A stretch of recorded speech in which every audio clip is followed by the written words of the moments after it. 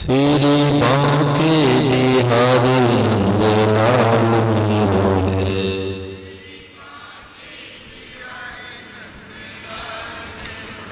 गोविंद मेरो है, गोपाल मेरो है।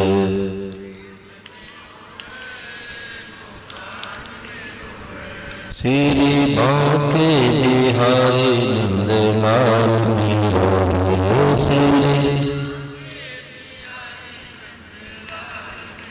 बोलो गिरधर गोपाल की।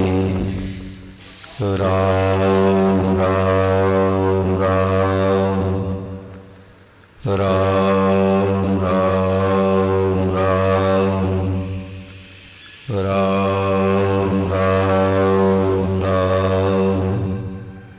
सबको राम जी राम। भगवते नमः, भगवते नमः, भगवते नमः।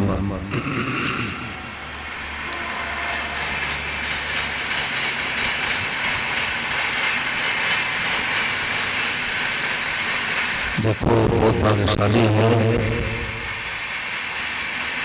जो प्रातःकालीन पानी की प्रार्थना में नींद का आलस का त्याग करके आए हैं। भगवान की तरफ चलने में सबसे बड़ा शत्रु यदि है तो आलस और प्रमाद। संतों ने कहा कि पापी की मुक्ति पाप भुगतने से हो जाती है, परंतु 3 लोगों का उद्धार कल्याण नहीं होता।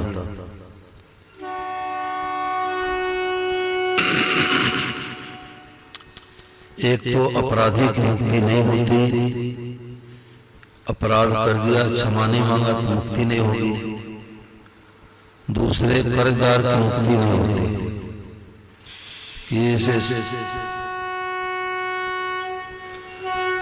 किसी से कर्जा ले लिया 100, 200, 500, 1000, लाख, 2 लाख, 5 लाख और वापस नहीं दिया तो बैल बन के आना पड़ेगा, कुत्ता बन के आना पड़ेगा, बेटा बेटी बन के आना पड़ेगा कर्जा चुकाने के लिए। इसलिए संतों ने कहा कि भूखे रह जाओ पर किसी से कर्जा मत लो, और कर्जा लो तो पाई पाई चुकता करो। तो अपराधी की मुक्ति नहीं होती, कर्जदार की मुक्ति नहीं होती, और तीसरे आलसी व्यक्ति की मुक्ति नहीं होती। जो आलस प्रमाद में पड़े रहते हैं ऐसे लोगों की मुक्ति नहीं होती।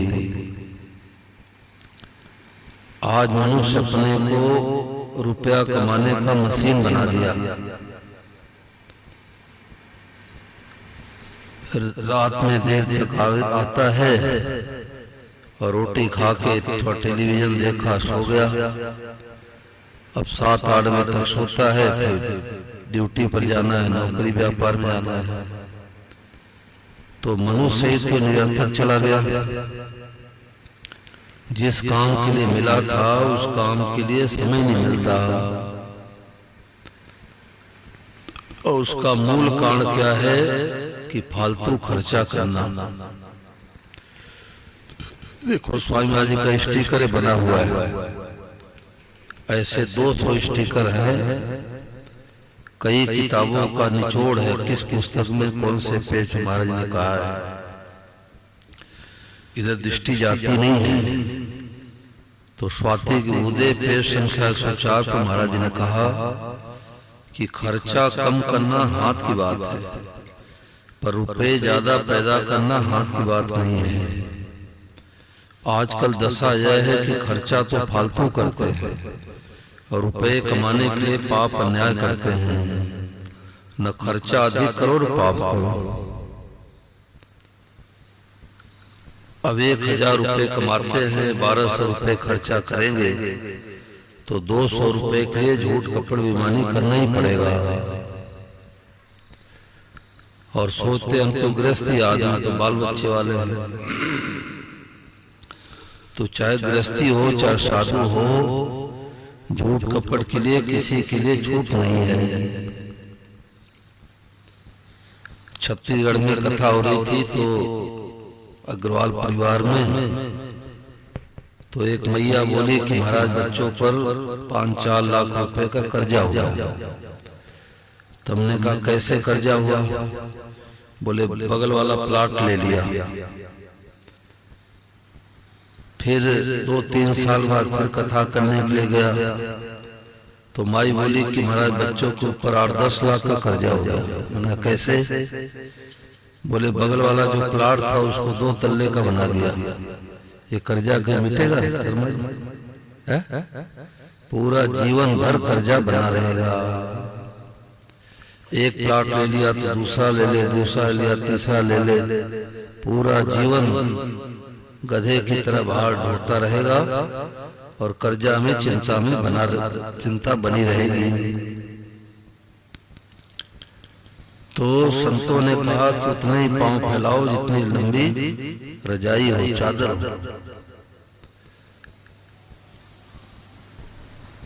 अकबर के पास बीरबल था। बीरबल ब्राह्मण था, मंत्री पद पर था, बहुत बुद्धिमान था। तो कोई अकबर को बात सुनी आती तो बीरबल से सलाह लेता। तो एक बार रजाई बनवाया तो रजाई एक हाथ छोटी पड़ गई। तो नौकर लोग जब उठाने लगे तो अब पैरों की तरफ उठावे तो सिर उघाड़ा हो जाए, सिर को ढके तो पैर उघाड़ा हो जाए। तो अकबर ने सेवकों को डांट करके कहा, अरे तुम लोगों को रजाई नहीं उठाने आता? देखो कभी सिर में सर्दी लगती है, कभी पैरों में सर्दी लगती है। तो सेवकों ने कहा कि हजूर क्या करे, एक हाथ रजाई छोटी पड़ी। तो अकबर ने डांट करके कहा कि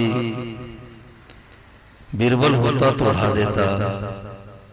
तो लोगों ने कहा कि बीरबल कैसे उठा देगा, कोई रजाई रबड़ तो है नहीं कि तान करके लंबा कर देगा। बोले नहीं, बीरबल को बुलाओ। बीरबल आया तो अकबर ने कहा कि देखो लोगों को रजाई नहीं उठाने आता। बीरबल ने कहा मैं उठा देता हूं।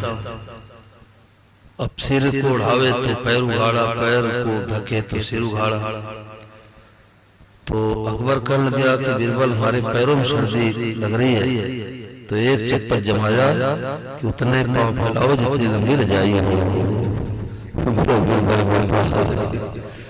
उतना ही पांव फैलाओ जितनी लंबी रजाई हो।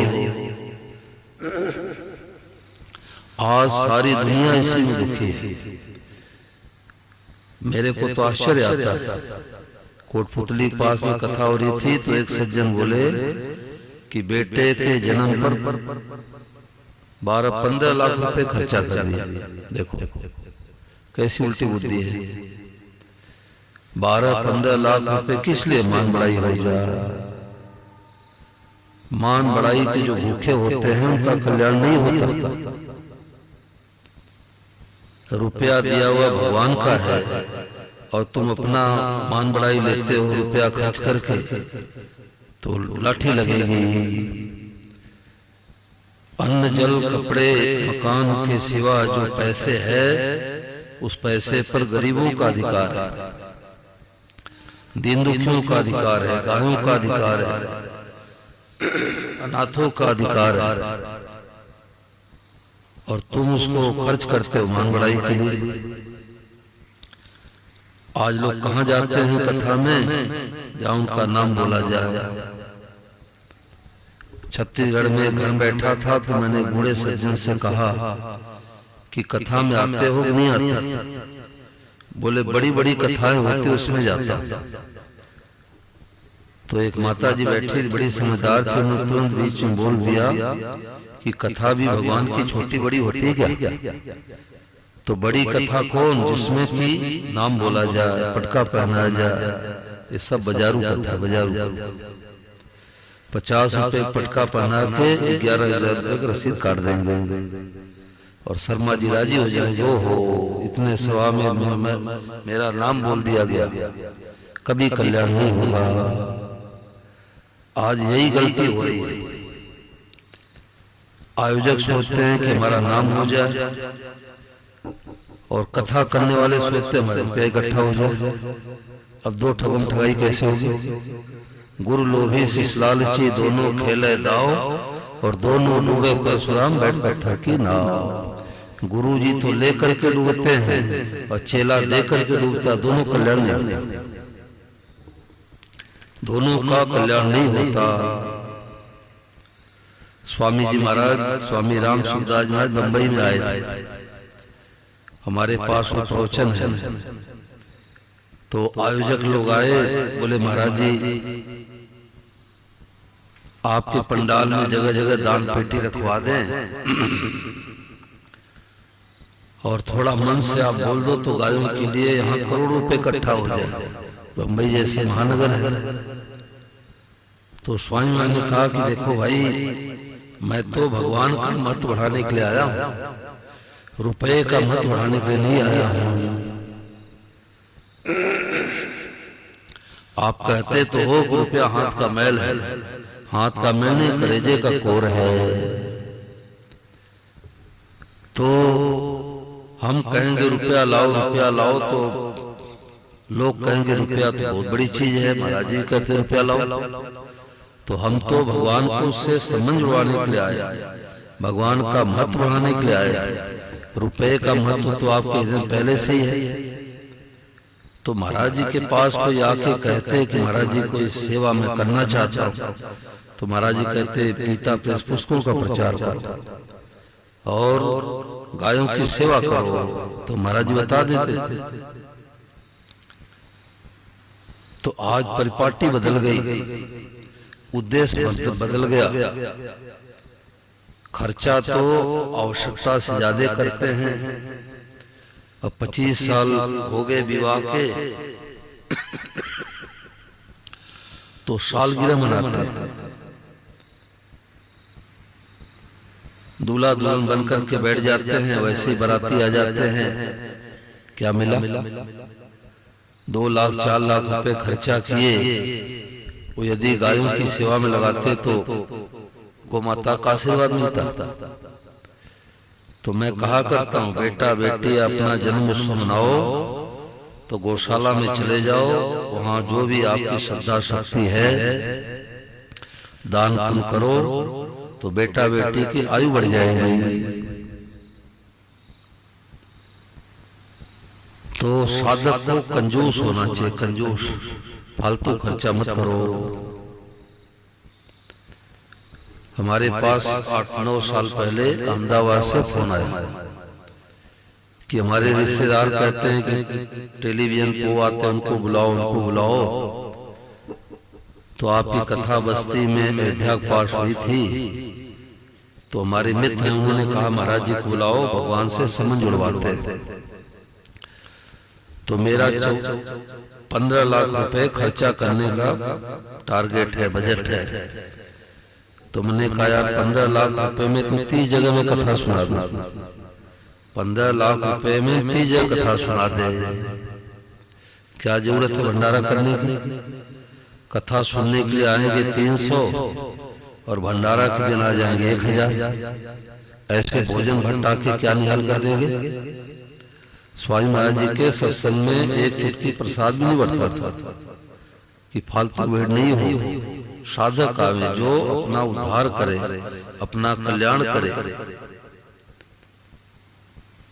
महाराज जी का सत्संग चल रहा था, मोदी नगर है दिल्ली के पास में, तो 10-12 लोग थे, थोड़े निवास महाराज जी का दूर था, तो 5 जी की प्रार्थना में लोग आ नहीं पाते थे इतने। तो एक बूढ़े सज्जन के खड़े हुए, तो उन्होंने महाराज जी से कहा कि महाराज जी मैं 3 बजे प्रातः काल उठ करके आपकी साधक संजीवनी गीता पढ़ता हूँ, परंतु हमारी पत्नी हमारे को गाली देती है, कहती है शहर में तुम ही ऐसे भगत हो क्या जो 3 बजे उठ के गीता पढ़ते हो? तो महाराज जी ठाका मार के हंसे। महाराज जी ने कहा उससे कह दो भगत शहर में एक ही धनी होते हैं, 2 धनी नहीं होते। अब सूरत में सबसे ज्यादा धनी एक ही होगा, 2 कैसे होगा? सूरत में सबसे ज्यादा धनी एक ही होगा, तो सबकी लगन नहीं होती, सबकी रुचि नहीं होती। क्यों?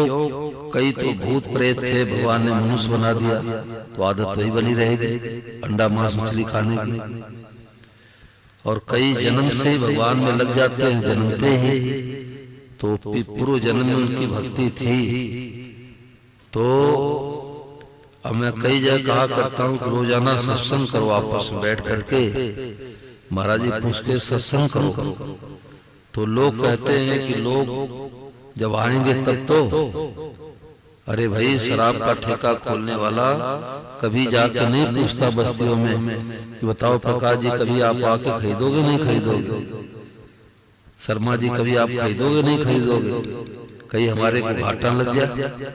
वो तो आंख मूंद के जाके ठेका खोल देता है, पीने वाले पहुंच जाते हैं।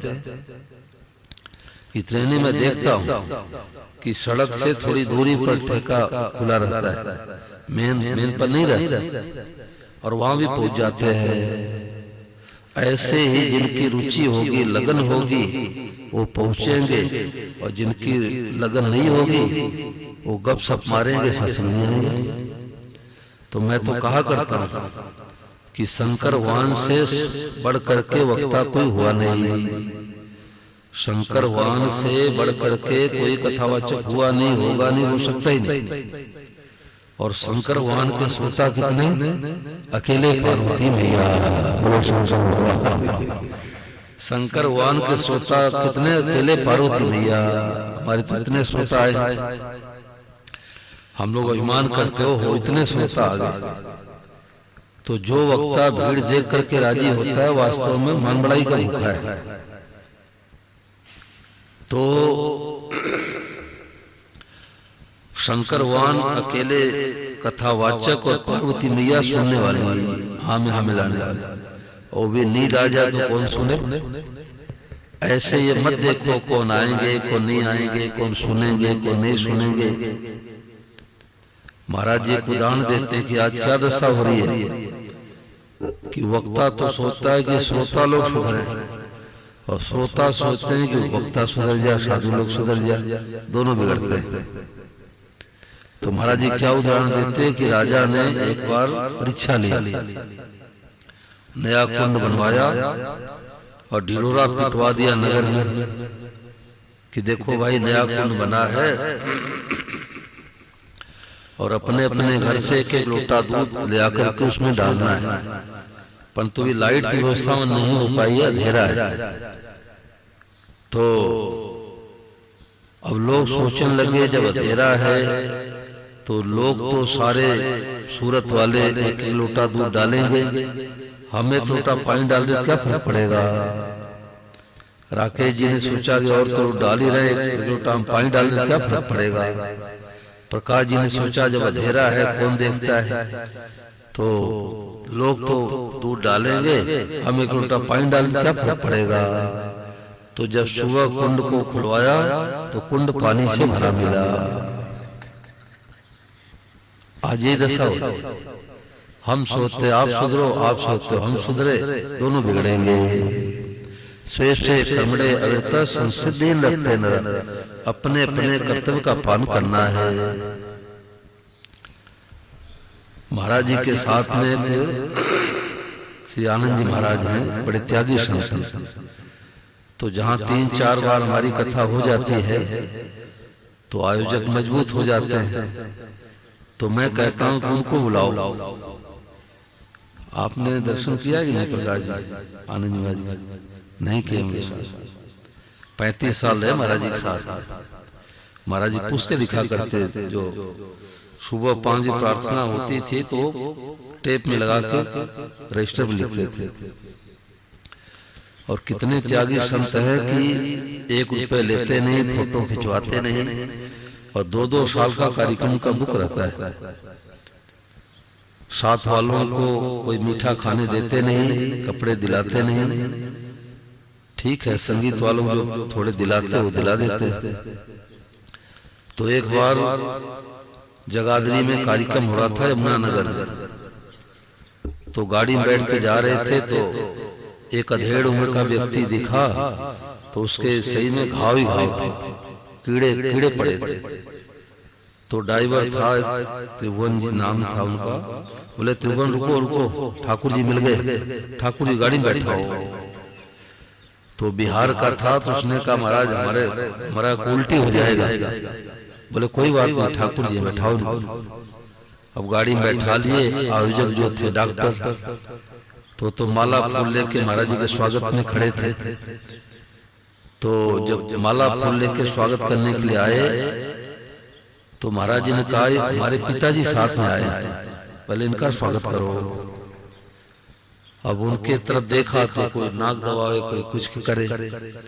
तो डॉक्टर थे, तो कई डॉक्टर बुलाए कि भाई इनका इलाज कराओ। महाराज जी ले आए तो इलाज कराना है। अब जितने डॉक्टर आवे बोले हमारे बस की बात नहीं, हमारे बस की बात नहीं। और जो आवे उनको महाराज जी साधक संजीवनी दे, लो डॉक्टर साहब इलाज करो। तो लास्ट में डॉक्टर साहब आए, तो उसको कमरे में बंद रखते थे और कीड़े काटते थे तो गाली देने लग जाता था। उसको आग तपाया जाता था, आग तापता था तो उसको शांति मिलती थी। तो लगभग 15-25 दिन तक इलाज करा करके कीड़े सब निकल गए, ठीक हो गए। और वो साथ आने वाले महाराष्ट्र के थे, तो दुभाषिया को ला करके उनकी भाषा को समझ करके उनके घर पर महाराज जी भिजवा दिए। अब ऐसे त्यागी संत को के आयोजक नहीं मिलते, आयोजक नहीं मिलते। वो कहा करते हैं कि दान पेटी कोई रखवाता है, कहते हैं कि बेटा बेटी की विवाह में दान पेटी रखते हो क्या? बोलो 20-30 लाख रुपए 50 लाख खर्चा करते हो तो दान पेटी रखवाते हो। तो धर्म के काम में दान पेटी क्यों रखवाओ? 2, 4, 5, 10 लोग मिलकर के करो। बड़ा उनका त्यागमय जीवन है। तो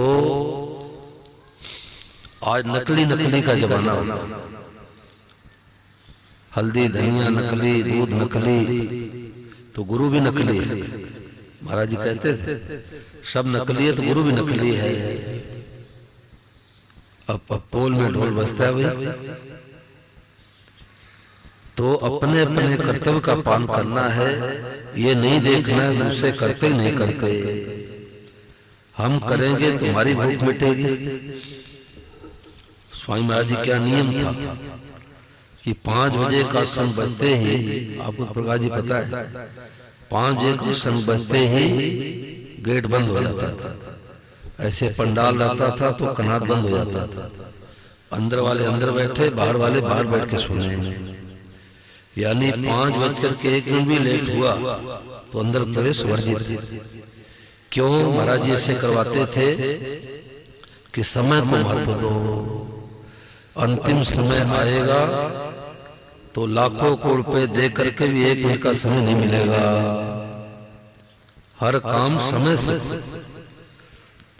तो जो हर काम समय से करते हैं उनकी मुक्ति होती है, भगवान का प्रेम मिलता है। और जो सोए रहते हैं उनकी भय तो पाड़ा ही जाती है। कहावत है हरियाणा में कि जो सोए रहते हैं उनकी भय तो पाड़ा ही जाती है। एक कहावत होता है कि 2 मित्र गए मेले में, तो एक एक भैंस खरीदे। तो भैंस लेकर के आ रहे थे, तो रात्रि के 9 बज गए, अंधेरा हो गया। तो दोनों ने पेड़ में बांध दिया भैंस को और बट्टी चोखा लगा के पा लिए। तेज जो आलसी था भोजन ज्यादा कर लिया। तो उसने कहा देखो भाई दोनों भैंस ब्याने वाली हैं, तो 2 में से एक को तो जागना पड़ेगा, और मैं बट्टी खा लिया ज्यादा, अब मेरे को नींद आ रही है, तो तुम जागते रहना। तो जो जाग रहा था उसकी भैंस ब्याई पाड़ा, और जो सो रहा था उसकी भैंस ब्याई पाड़ी, पड़िया पड़वा बोलते हैं। तो उसने क्या किया कि अंधेरे में बच्चे को बदल दिया, अपने भैंस के सब पास में पाड़ी को खड़ा कर दिया, पड़िया। और जो सो रहा था उसके भैंस के पास में पड़वा खड़ा कर दिया। तो जब सुबह उठा तो उसने कहा भाई दोनों भैंस में कोई भैंस ब्याई, बोली दोनों ब्याह गया। क्या ब्याई? तो जो जाग रहा था उसने कहा कि हमारी भैंस तो पड़िया ब्याई है और तुम्हारी भैंस पड़वा ब्याई है। तो उसने देखा पड़िया को कि हमारे भैंस के माथे पर सफेद तिलक है और पड़िया के माथे पर सफेद तिलक है। तो पड़िया तो हमारी भैंस ब्याई है, इसने बच्चे को अदल बदल दिया। तो पंचों को बुलाया गया तो उसने कहा देख लो भाई, भैंस का और पड़िया का मिलान करो, हमारी भैंस पड़िया ब्याई है और ये कह रहा नहीं तुम्हारी भैंस पड़वा ब्याई है। तो पंचों ने कहा जो सोते रहते हैं उनकी भैंस तो पाड़ा ही ब्याती है, जो सोए रहते हैं उनकी भैंस तो पड़वा ब्याती है भाई। तो भगवान की तरफ चलने के लगन की कमी है, क्या करूं, कहां जाऊं, किससे पूछूं। अब ये स्वामी महाराज जी पुस्तकें मिली है, साधारण नहीं है। हम लोगों को पता नहीं था कि स्वामी महाराज कौन है, कहाँ के हैं। और सन 88 में कोई छोटी सी पुस्तक मिली, कलकत्ता से लाके कोई सज्जन दिए। तो 2-3 तो अखंड ज्योति की पुस्तक और एक स्वामी महाराज जी की पुस्तक छोटी सी। तो मैंने अखंड ज्योति की पुस्तक पढ़ लिया, ऐसे देख करके रख लिया। और जब महाराज जी की पुस्तक पढ़ने लगा तो स्वामी महाराज की पुस्तक में एक जादू है कि पुस्तक पढ़ते ही शांति मिल जाती है। क्योंकि महाराज जी ने श्री धवन जी से कहा कि देखो ये भाव बना के पुस्तक लिखो कि पुस्तक पढ़ते ही कल्याण हो जाए। तो महाराज जी की मैं पुस्तक पढ़ रहा था तो महाराज जी ने कहा कि अनुकूलता भगवान की दया है, प्रतिकूलता भगवान की कृपा है। यानी सुखदायी परिस्थिति भगवान की दया है और दुखदायी परिस्थिति भगवान की कृपा है। तो आधी बात मेरे समझ आ गई कि घर में बेटा जन्मे, पोता जन्मे, मकान बने, दुकान बने, प्लाट फैक्ट्री मिले, इसमें तो भगवान की दया है। घाटा लग जाए, अपमान हो जाए, निंदा हो जाए, तिरस्कार हो जाए, कोई मर जाए, इसमें कौन सी कृपा है। तो आधी बात मेरे समझ आई नहीं। तो मैंने सोचा साधु महात्मा से ही छोड़ देते, उसके बाद उनकी पुस्तकें छपा करके। उस समय सत्संग मिला नहीं था। तो महाराज जी की पुस्तक में विशेषता है कि महाराज जी छोटा सा उदाहरण कोई देते हैं कि उससे समाधान हो जाता है। तो आगे जब मैंने पढ़ा तो महाराज जी ने क्या उदाहरण दिया कि जैसे मैदान में कई बच्चे खेल रहे हो और माँ के हृदय में दया उमड़े कि बच्चा कुछ खाया पिया नहीं, चला गया खेलने के लिए, अब खराई हो जाएगा, बीमार पड़ जाएगा। तो माँ क्या करती, लड्डू लेके जाती है साड़ी के आंचल में और देखती है कई बच्चे खेल रहे हैं। तो माँ के हृदय में सबसे ज्यादा दया होती है। भगवान के बाद दूसरा नंबर माँ का ही आता है। इसलिए माँ का दर्जा पिता से कई 100 गुना, कई 1000 गुना ज्यादा माना गया है। महाराज जी कहते हैं कि पति का शरीर, पत्नी का शरीर शांत हो जाता है तो पति क्या करता है कि बच्चों को बुआ के यहाँ, मौसी के यहाँ, नाना मामा के यहाँ भेज देता है। वो परवरिश नहीं कर सकता। और यदि पति चले जाते हैं तो पत्नी मेहनत परिश्रम करके बच्चों को पालन पोषण कर लेती है, पढ़ा लिखा देती है। तो लड्डू लेके गई तो कई बच्चे और खेल रहे थे। तो अब उसने सोचा और बच्चे हैं तो आधा लड्डू फोड़ के अपने बेटे के हाथ में पकड़ा दिया और आधा लड्डू को फोड़ करके थोड़ा थोड़ा सब बच्चों का हाथ पकड़ा दिया। तो महाराज जी ने कहा कि यदि सब बच्चे उदंता करें तो थप्पड़ किसको लगाएंगे? बोलो, सब बच्चे वहां उदंता कर रहे हो तो थप्पड़ किसको लगाएंगे? अपने को लगाएंगे। सबको नहीं, दूसरे को नहीं लगाएगी, अपने को लगाएगी।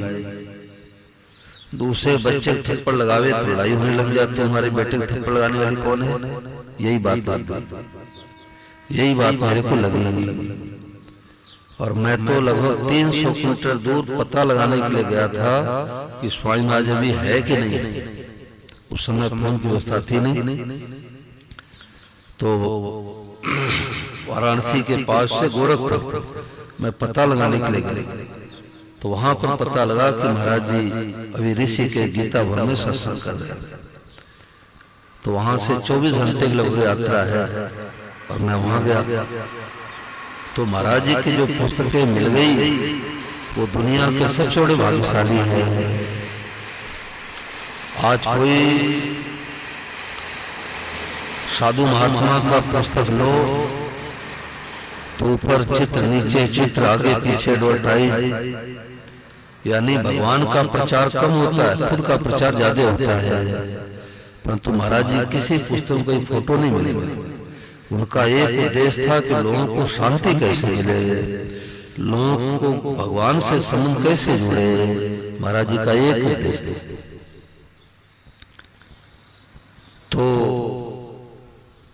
पुस्तकों से बहुत लाभ होता है। उत्तर प्रदेश में बहन मिली तो उसके पति मिलिट्री में थे, तो रस्से पर चढ़ रहे थे, रस्सा कमजोर था, टूट गया, छाती में चोट लगी, 4-6 महीने के अंदर उनका सही पूरा हो गया। अब 3 छोटे छोटे बच्चे, वो बहन बड़ी दुखी हुई। तो जब भाई के घर पर गई तो अलमारी में स्वामी जी की पुस्तक मिली। अब मैं कई घरों में जाके देखता हूँ, कुछ पुस्तकें माताएं खरीदती हैं या बढ़ती है पुस्तक तो पूजा घर में रखती है।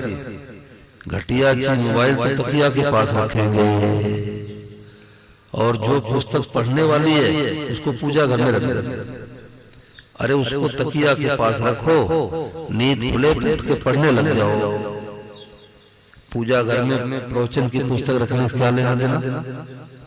क्यों? लगन नहीं है, रुचि नहीं है, भूख नहीं है।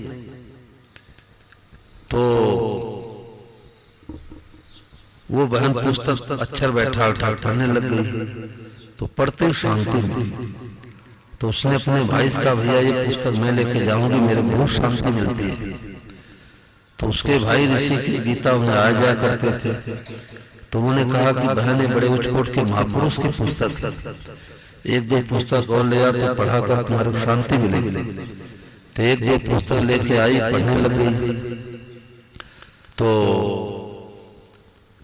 गर्मी के दिन में ऋषिकेश में उसके भाई आ जा करते थे, तो अपने सासू को साथ में लेके भाई के साथ में आई और 15-18 दिन महाराज जी का सत्संग की। तो जब जाने लगी तो उसने एक बात मेरे से कही। उसने कहा कि हमारे को तो बुढ़ऊ स्वामी जी ने जिला दिया, नहीं तो मैं चिंता करते करते मर जाती। तो लोग रुपए को, सोना चांदी को ज्यादा कीमती समझते हैं, परंतु मैं तो कहा करता हूँ कि इस पृथ्वी पर सबसे कीमती से कीमती चीज है तो स्वामी महाराज जी की पुस्तक। जिनको महाराज जी की पुस्तकें मिल गई, समझ लो कि भगवान ने सबसे बड़ी कृपा कर दी। परंतु भाई माँ तो बढ़िया बढ़िया लड्डू बना के रख दे और बेटा लेकर के नाली में फेंक दे, तो माँ क्या करेगी? ऐसे महापुरुषों ने त्याग वैराग से रह करके अच्छी अच्छी पुस्तकें लिखवाई। अब उससे कोई नहीं पढ़े और नहीं काम में लेवे तो संत महात्मा क्या करेंगे? तो रोजाना सत्संग करो। मैंने कल कहा भी था कि दोपहर में 2 से 3 1 घंटे सब माता यहाँ बैठ के सत्संग करो। 2 आवे, 4 आवे, 5 आवे, संख्या मत देखो। जिनकी रुचि होगी, लगन होगी, वो आएंगे, और नहीं तो बैठ के रिमोट से क्रिकेट देखेंगे। क्रिकेट कैसी उल्टी बुद्धि है, समय बर्बाद करने का तरीका है मोबाइल और LCD टेलीविजन। क्यों? वो भगवान को भूल गए। 2 बातों को भूल मत जो चाहे कल्याण, नारायण एक मौत को दूजे से हुआ। एक तो भगवान को मत भूलो, एक मौत को मत भूलो। ये 2 को हम भूल जाते तो गफलत करते भी, ईट भी मेरी खाओ तो मौज करो। अभी हम थोड़े मरेंगे। अभी कुछ महीने पहले मैं हरियाणा में था, तो एक विद्यालय में सत्संग कराने गया, तो सामने दैनिक भास्कर पेपर पढ़ा था। तो एक हेडिंग मैंने पढ़ा कि वो लड़का तो सासाराम का, बिहार का था, और एमपी में उसके पिताजी एसडीएम, और लड़के की उम्र 26 साल, और 2 सरकारी नौकरी छोड़ चुका 26 साल की उम्र में, और आईएएस अधिकारी बन गया। 28 दिन ट्रेनिंग दिया, और पहले दिन पोस्टिंग पर जा रहा था, टायर फटा और गाड़ी टकराई दीवार से। जयराम, अब विचार करो, 26 साल का लड़का कितना अरमान रहा होगा कि ये करेंगे, वो करेंगे, वो करेंगे। जयराम जी की तो करना तो याद है, मरना भूल गए। तो बहुत कच्चा मामला है। ये मत सोचो कि 90 साल के होके मरेंगे, कुछ पता नहीं है। गिनती के श्वास मिले हैं, श्वास खत्म होते ही चट जाना पड़ता है। तो 2 ही काम करो, सबकी तो सेवा करो और भगवान को याद करो, भगवान से संबंध जोड़ो, और सब रूप में भगवान को देख के क्या कहना है, जोर से बोलो, भगवते। दुनिया में भगवते में कितने लोग मिले? मैं 36 सालों से महाराज जी से जुड़ा हूँ, और हमारे कोई पता नहीं था। लगभग 4.5 साल पहले ये लॉकडाउन में मिला वृंदावन, इससे पहले हमको पता नहीं था। अब एक मैया मिली देशनोक की, तो उसने कहा मैं 10 साल की उम्र से महाराज जी का सत्संग कर रही हूँ, और 63 साल के बाद मेरे को भगवत न मिला है। उसने कहा हमारी उम्र 73 साल हो गई, और 10 साल की उम्र से महाराज जी का मैं सत्संग कर रही हूँ, और 63 साल के बाद ये भगवत ने मिला है। तो ये मामूली बात नहीं है, ये शांति का असली उपाय है कि सब रूपों में भगवान है, सब रूपों में भगवान बने हैं। अब हम किसी को गाली नहीं देंगे, दुख नहीं देंगे, किसी को घाटा नहीं पहुंचाएंगे। क्यों? थोड़े समय के लिए आना मिला है। तो 2 ही बातें सार है कि भगवान को अपना मानो, संबंध जोड़ो, और सब रूपों में देख के क्या कहना है, भगवते नमः। अब देखो सत्संग पूरा हुआ तो अनुराग आया है, तो कच्चाई है, यही कच्चाई है, यही कच्चाई है। समय से आता तो कितना लाभ मिलता। आज के नए युग में यही दशा है, यही दशा है। समय से सो और समय से उठो, ये 2 काम करो, घर में साधु है। और नहीं तो चाहे गृहस्थी हो चाहे साधु हो, सब मोबाइल से बिगड़े पड़े। 12 बजे रात तक ऐसे करते रहो और 8 बजे तक सोते रहो। बोलो गुरु गोपाल।